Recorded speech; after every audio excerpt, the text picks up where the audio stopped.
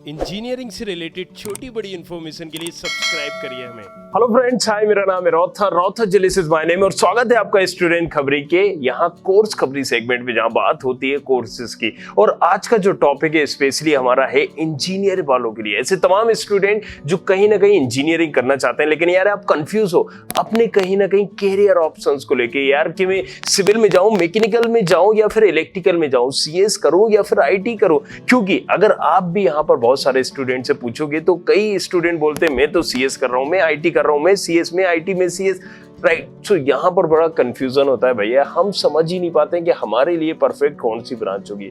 तो वो कहते हैं ना कि जिस बच्चे ने बचपन में खिलौनों को तोड़ा ना हो, तोड़ के जोड़ा ना हो, उसका मैकेनिकल में इंटरेस्ट नहीं हो सकता। इसी तरह से आज जो हम टॉपिक के बारे में बात करेंगे वो बात करेंगे हम civil engineering, right. BTech and B दोनों के बारे में बात होगी। तो चलिए शुरू करते हैं। तो सबसे पहले हम डेफिनेशन जान लेते हैं। Civil engineering is a professional engineering discipline that deals with the design, construction, maintenance of physical and naturally build environment. ये तो टेक्निकल डेफिनेशन है जो मुझे तो समझ में आई नहीं, आपको कैसे आएगी पता नहीं।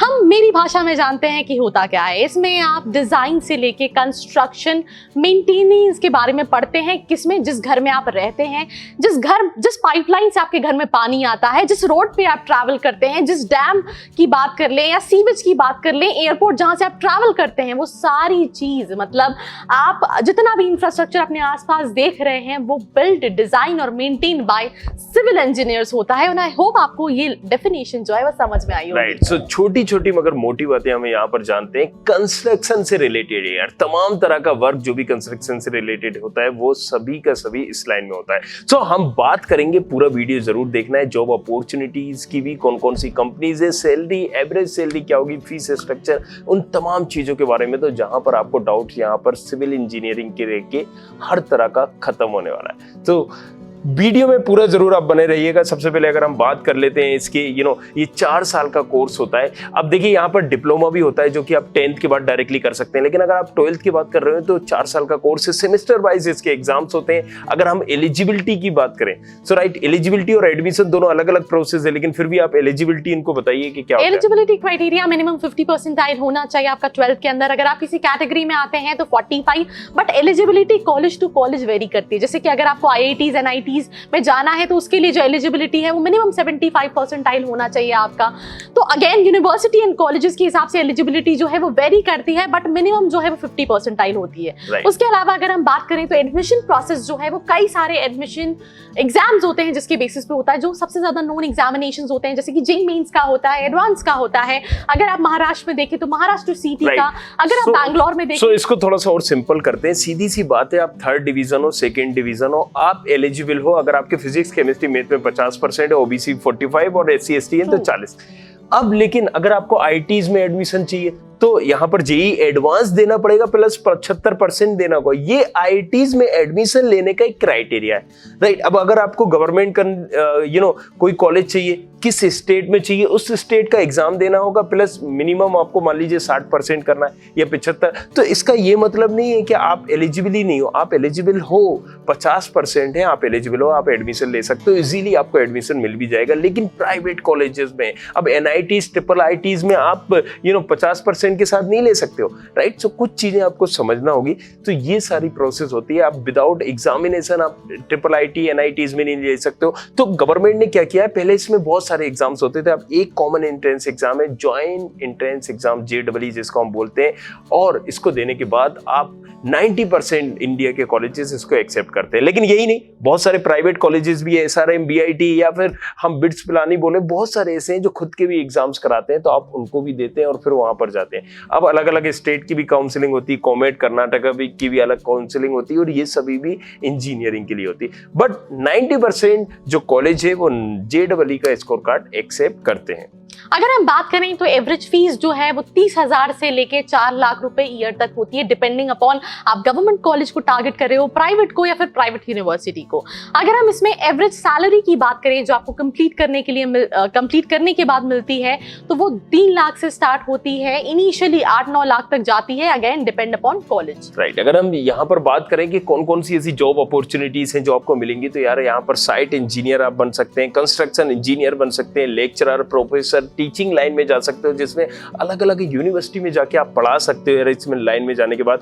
इसके बाद स्ट्रक्चरल इंजीनियर होता है यहाँ पर, और जियो टेक्निकल इंजीनियर होता है। साथ में बहुत सारे जो बिल्डर्स होते हैं, अगर आप देखोगे तो उनको भी जरूरत पड़ती है इंजीनियर्स की। अगर आप कंस्ट्रक्शन चल रहा है रोडों का, या फिर किसी भी दिलीप बिल्डकॉन की अगर हम बात करें, या फिर कोई भी XYZ कंपनी ले लें जो कंस्ट्रक्शन लाइन में होती है, तो इनको भी अलग अलग तरह के अपनी रिक्वायरमेंट के हिसाब से ये पोस्ट निकालते हैं, राइट। अगर मुझे मान लीजिए मैनेजर चाहिए, तो मैं यहाँ पर क्या करूंगा, इंजीनियर को मैनेज करने वाला एक मैनेजर, तो हम अपनी कंपनी की भी एक रिक्वायरमेंट निकालते हैं। तो ये डिपेंड करता है, ये मोस्ट ऑफ वो थी कि जो कॉमन थी, लेकिन हर कंपनी अपने हिसाब से एक रिक्वायरमेंट निकालती है। तो इसी के साथ साथ हम बात करते हैं ऐसी कौन सी टॉप रिक्रूटमेंट कंपनीज हैं।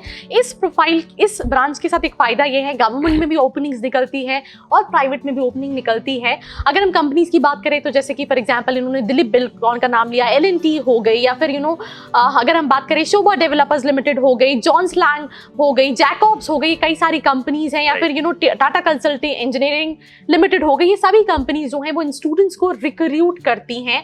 और अगर हम बात करें टॉप कॉलेजेस की जो इसको कराते हैं, तो obviously IIT Bombay, IIT Delhi, NIT, Kurukshetra, कई सारे कॉलेजेस हैं। इस पे मैं एक डिटेल वीडियो बनाऊंगी जहां पे आपकी रैंक के हिसाब से आप कौन से टॉप सिविल इंजीनियरिंग कॉलेजेस को टारगेट कर सकते हैं वो डिस्कस करेंगे। तो अगर आपने चैनल को सब्सक्राइब नहीं किया है, go right away subscribe to the channel and do not forget to hit the bell icon. अब हम डिस्कस कर लेते हैं क्या पढ़ाया जाता है व्हाइल परस्यूइंग इंजीनियरिंग 4 साल के कोर्स में। लेकिन उससे पहले ये जानना जरूरी है यार कि आप इसको कर क्यों रहे हो, क्योंकि मैं बता दूं आपको, यहाँ पर देखो, अगर आप इस भरोसे हो कि मुझे कॉलेजेस से प्लेसमेंट मिल जाएगा, तो यहाँ पर मैं आपको बता दूं कि बहुत सारे ऐसे कॉलेजेस होते हैं यहाँ पर, बहुत सारे इन द सेंस 50% कॉलेजेस में तो यहाँ पर आप ये समझ लीजिए कि कैंपस ही नहीं जाते हैं सिविल के, राइट। वो रीजन ये है कि गवर्नमेंट अपॉर्चुनिटी होती है, नो डाउट। एक कोर ब्रांच है सिविल मैकेनिकल, एक कोर ब्रांच होती है, और इस कोर ब्रांच की वजह से आपको हर जगह, मतलब आप गवर्नमेंट एग्जाम में दे, गवर्नमेंट रिक्वायरमेंट में दे, वहां पर भी आपको ये कंसीडर कर लिया जाता है, और गवर्नमेंट में जॉब अपॉर्चुनिटीज बहुत होती हैं। अब जैसे कि आप देख रहे हैं कि 10 में से 7 स्टूडेंट CS मांग रहे हैं, लेकिन यहाँ पर CS में अगर आप जाएंगे तो गवर्नमेंट अपॉर्चुनिटी नहीं मिलेगी, लेकिन यहाँ पर अगर आप सिविल में जाओगे तो बहुत सारी अपॉर्चुनिटी मिलती है। तो मोस्टली आप फिर इन तमाम चीजों को ध्यान में रखते हुए इस कॉलेज को या ये सिविल इस ब्रांच को प्रेफर कर सकते हैं। अब हम बात करें करिकुलम में क्या क्या आपको पढ़ाया जाता है, तो अगर हम फर्स्ट ईयर की बात करें तो इंजीनियरिंग ड्राइंग पढ़ाया जाता है। फर्स्ट ईयर में प्रोग्रामिंग का भी इंट्रोडक्शन के बारे में पढ़ाया जाता है, फंक्शन ऑफ सेवरल वेरिएबल्स के बारे में पढ़ाया जाता है, सी मटेरियल एंड कंस्ट्रक्शन के बारे में पढ़ाया जाता है, इंजीनियरिंग मैकेनिक्स के बारे में पढ़ाया जाता है। और अगर हम सेकंड ईयर की बात करें तो क्या क्या करिकुलम में होता है, राइट। सो जैसे हमने बताया कि अभी फर्स्ट ईयर में मैम ने बताया ये सारी चीजें होती है। सेकेंड ईयर की अगर हम बात करें तो यहाँ पर आपको कंक्रीट टेक्नोलॉजी के बारे में समझाया जाता है, जियोलॉजी के बारे में, प्रोजेक्ट मैनेजमेंट के बारे में, प्रोजेक्ट बेस्ड लर्निंग आपको सिखाई जाती है, सर्वे वगैरह आपको समझाया जाता है, जियोमेट्रिकल इंजीनियरिंग, ये तमाम चीजें आपको बताई जाती है। यहाँ पर अवेयरनेस ऑफ रोड सेफ्टी और आपको फॉरेन लैंग्वेज, ये तमाम चीजों के बारे में आपको सिखाया या पढ़ाया जाता है। इसके अलावा अगर हम सेकंड या फोर्थ ईयर की बात करें तो मैकेनिक्स ऑफ मटेरियल पढ़ाया जाता है, transportation engineering, hydraulic engineering, humanity electives, construction project management के बारे में, बेसिक स्टील डिजाइन, ये भी एक बहुत इंपॉर्टेंट पार्ट होता है सिविल इंजीनियरिंग का, बेसिक RC डिजाइन के बारे में, हाइड्रोलिक एनवायरनमेंट इंजीनियरिंग लैब के बारे में, और प्रोफेशनल एथिक्स, वो तो आई थिंक आप किसी भी स्ट्रीम में जाएं, किसी भी स्पेशलाइजेशन में जाएं तो वो इंपॉर्टेंट होता है। तो ये सारी चीजें मोटी मोटी पढ़ाई जाती है। बट इसके साथ एक और पीस ऑफ एडवाइस है, जिसको लेना है तो लो, नहीं लेना है तो यार वापस भी कर सकते हो। किसी भी कोर्स में हम ये चीज सुनते हैं कि इंजीनियरिंग वो स्टूडेंट्स करते हैं जिनके पास कोई ऑप्शन नहीं बचता है। बट आप अपने आसपास जितनी भी चीज देख रहे हो, राइट, टेक्नोलॉजी की बात करें, बिल्डिंग्स की बात करें, that are made by engineers.